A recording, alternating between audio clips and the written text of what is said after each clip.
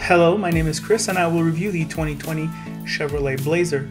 This all-equipped mid-size crossover chimes in at $55,000 Canadian as is, which is the same price as Telluride. This segment is the most homogeneous. There is very little that separates the various rivals. All have good rides, all have tall ride height, lots of room, good forward and side visibility. Blazer attempts to stand out with a design language and interior aesthetic based on the Camaro. As I will show you, I think it works well. The exterior contrasts well compared to its rivals. Take a look.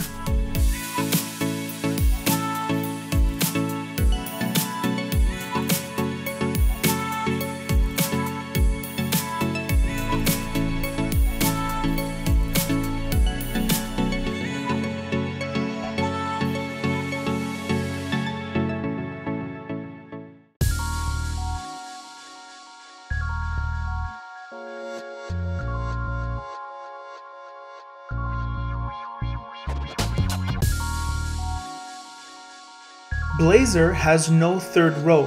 That does not matter because this isn't a family channel. There is plenty of room in the second row, but there is slightly less headroom than its rivals.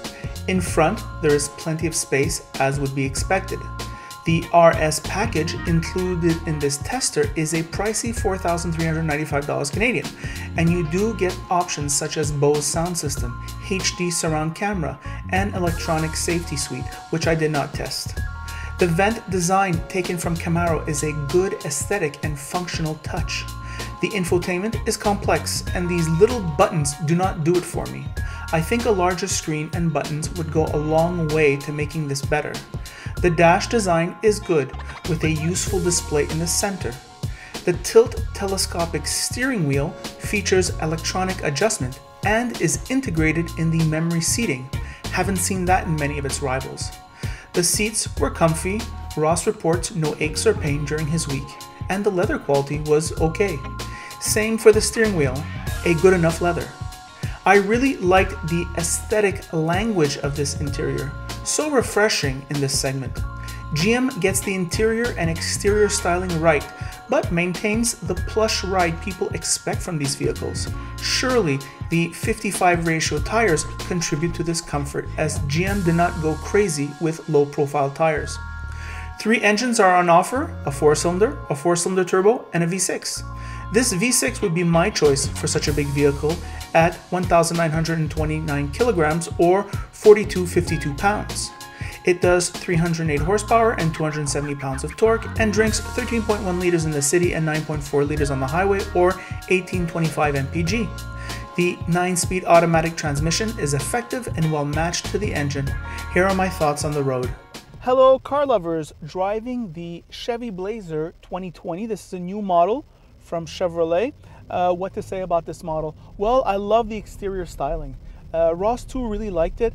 It's got its own sporty look. However, that does not correspond to the driving experience. It's still comfortable, so I just want to say that right away before you change video. I like the proportions of the exterior design. I like the sportiness. I just love this silhouette. It's certainly one of my 3 choices in terms of top exterior styling.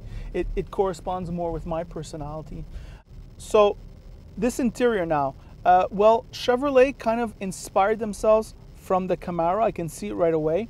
However, they didn't inspire themselves from the confinement of the Camaro, just in terms of the design language. Your first gaze, we have here these ventilator hubs, which are exactly like in the Camaro, which is kind of nice. Actually pretty awesome ventilation hubs. I don't understand why they don't use that more often. And also this steering wheel, very sporty, made from a soft, yet I would say probably more utilitarian leather. It feels more, it doesn't feel like ultra high luxury like its other rivals. I would say the same thing from the seating leather. The comfort is excellent from these seats. Ross reports in his week with the vehicle that he loves the comfort from the seats, so that's good.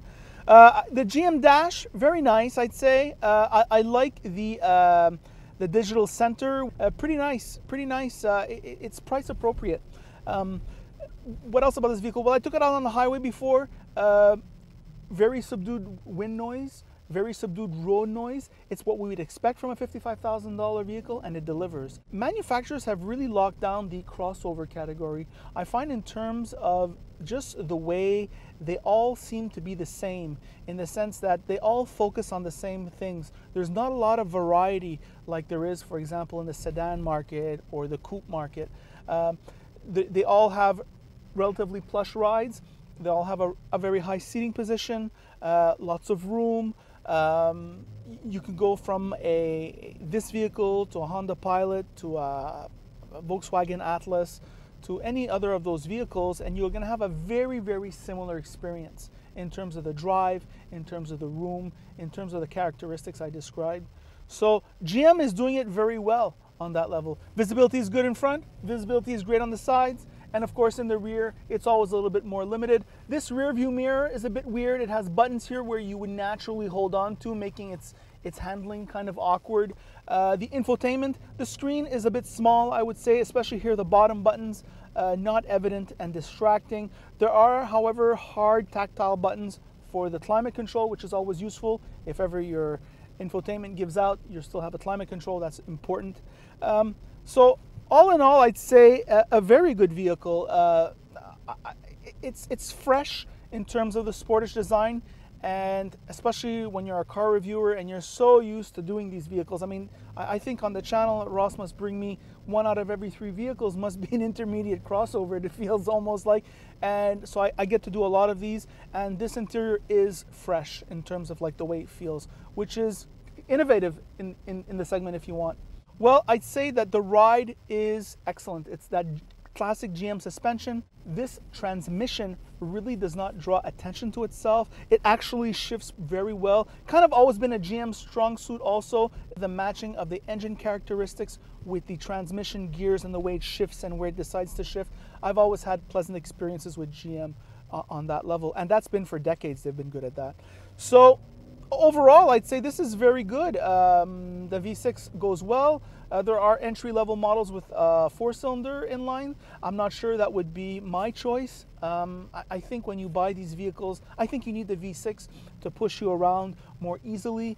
And don't forget that a small engine that works very hard, it's not always ideal in terms of the driving experience and perhaps also the long-term maintenance. It just feels that the engines are too small for what they have to push.